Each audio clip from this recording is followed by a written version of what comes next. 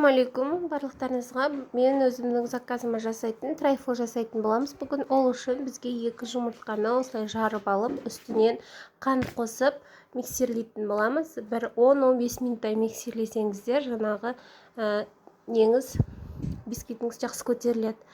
Болғаннан кейін мына жерде жарты кружка май және де жарты кружка сүт. Соны қосып аламыз да тағы да бір рет араластырамыз. Миксерлейміз. Осылай миксерлеп болғаннан кейін бір қасық какао қостым. Одан кейін жаңағындай бір кружка ұнды қостым. Соны осылай ситадан өткізіп аласыздар.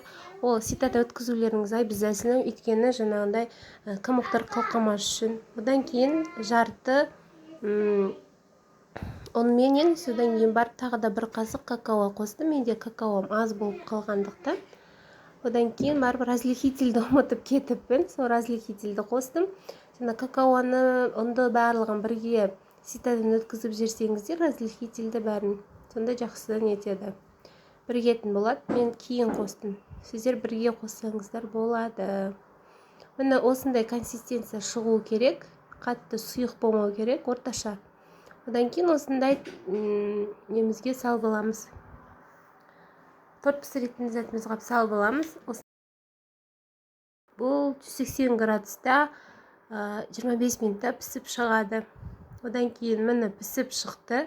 Соны зубочисткамен немесе шпажкамен тексеріп көресіздер. Бүйтіп тығып жабыспау керек қой қолға. Әбден суығаннан кейін осындай бисквитімізді бөліп сақтайтын боламыз. Сіздер блендерда жасасаңыздар да болады. Мен осылай қолмен жасадым. Бұл өзімізге болғандықтан мен қолмен жасап жатырмын. Ал егер де заказға жасайтын болсаңыздар, перчатка киюлеріңіз қажет болады. Одан кейін осылайынан үгітіп алғаннан кейін ыдысымызға өстіп салып аламыз. Салып алғаннан кейін сахарный пудраменен менде 33% сливки. Молочная гостиница деген сливки. Соны осылайынан екеуін біріктіреміз.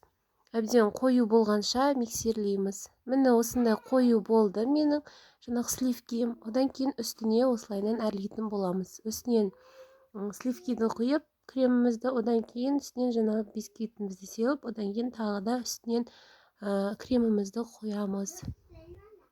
Міне осындай әдемі және де дәмді болып шығатын трайфл шықты. Өте дәмді болады, жасап көріңіздер.